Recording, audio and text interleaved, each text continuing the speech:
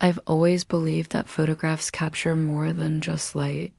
They trap a fragment of time, a moment that can't be relived but can be studied, dissected, and sometimes misunderstood.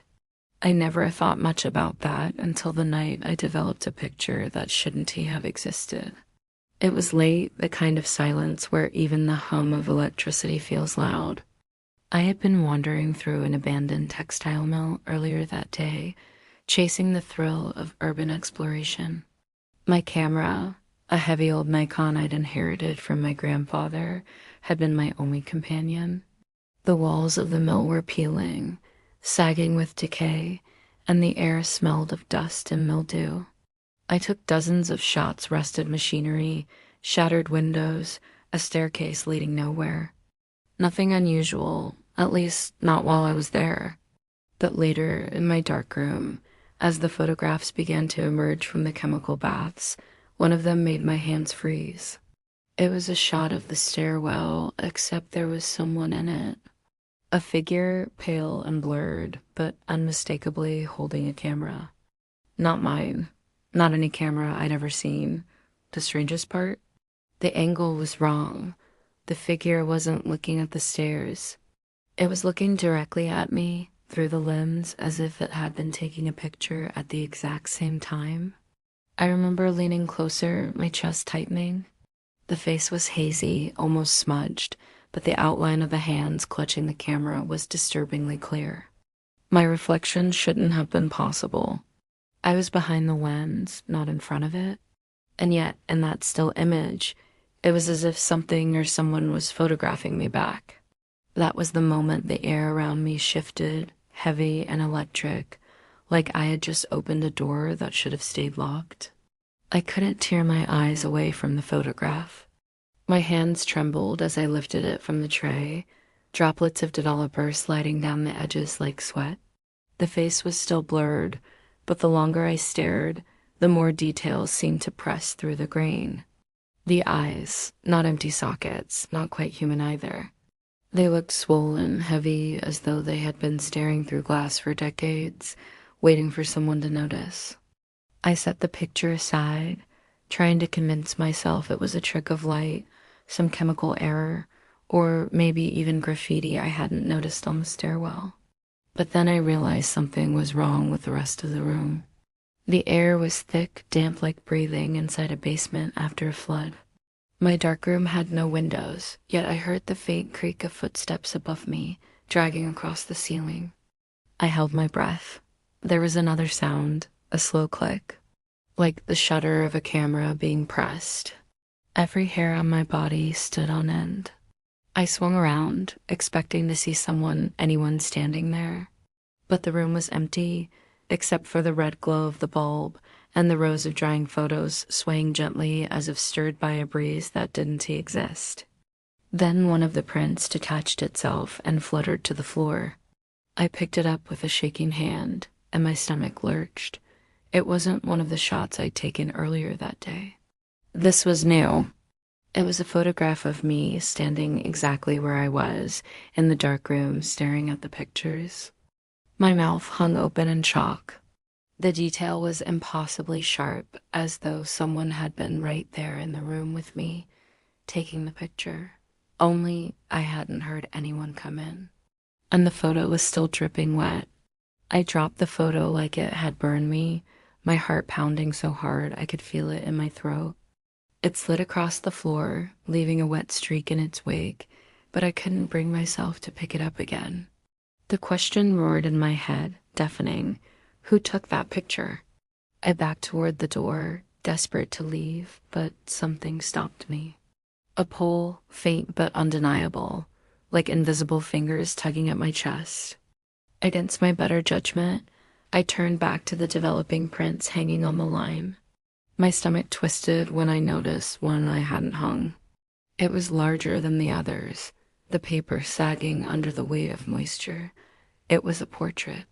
The figure from the stairwell was clearer now, no longer a blur. The face, pale and waxy, looked almost human, but the skin seemed stretched thin. The cheekbones too sharp, the mouth slightly parted as though caught mid-breath. And in its hands, cradled like an extension of its body, was that same camera. The lens glistened with wetness, as if it had just surfaced from water. I stumbled back, my mind racing. Had I somehow captured it twice, or was it capturing me?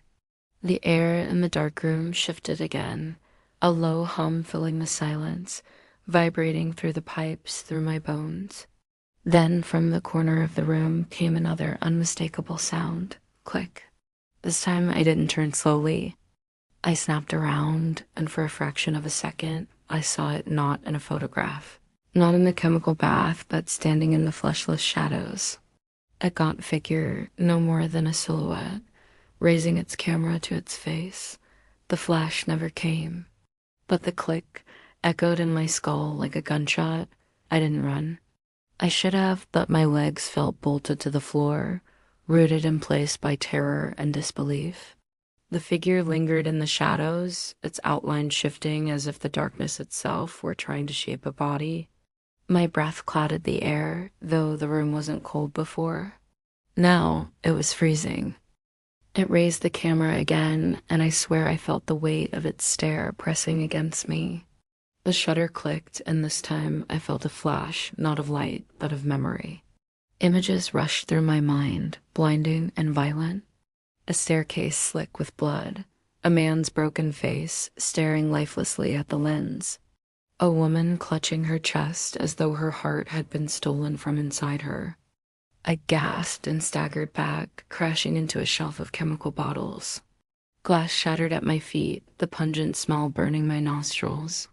I squeezed my eyes shut, trying to shake the visions, but the echo of screams still rattled in my head. When I opened them again, the figure was closer, no more than a few feet away. The camera dangled from its neck now, swaying slightly, dripping with water that pattered onto the floor. Its face, clearer than ever, was horribly wrong. The skin sagged like melted wax. The eyes were hollow pits of darkness, and yet its mouth curled into what I can only describe as a smile. Then it raised a skeletal hand, not to the camera, but to me. My chest tightened. For a moment, I thought it wanted me to come closer. But when I looked down, I realized it was pointing not at me, but at the photograph I had dropped earlier. It wanted me to look. The photograph lay face down on the wet floor, edges curling as the chemicals warped the paper. My body screamed at me not to touch it, but something stronger pulled me down, as if my fate had already been sealed the moment I pressed that shutter in the mill. My trembling fingers flipped it over. I froze. It wasn't just a photo of me standing in the dark room anymore. The image had changed. Now I was no longer alone in the picture. Behind me, looming over my shoulder, was the figure, the ghost with the camera, its hollow eyes fixed on the back of my head. Its bony hands outstretched like it was about to seize me. My breath caught. The paper was wet, but when I touched it, I realized the dampness wasn't chemical fluid. It was cold, thick, almost like water dragged up from a grave. The image shimmered, and then I swear the figure moved. It leaned closer in the photograph, its face pressing toward mine, flattening against the glossy surface from inside the picture. The lights flickered. The red bulb overhead pulsed, then died, plunging me into blackness. Click. That sound again, right beside my ear. My skin crawled as if icy breath had passed along my neck. The light snapped back, but I wasn't in the dark room anymore. My heart stopped. I was standing on the stairwell of the mill, the same place I had taken the first photograph, but this time I wasn't behind the camera. I was in front of it, and as I slowly raised my eyes, I saw it. The figure, not holding a camera anymore. I was. The weight in my hands was undeniable. Cold metal, a strap digging into my neck. I looked down and realized the camera was mine, yet through the lens, I could already see the dark room. And in it, someone was standing exactly where I once had, developing photographs.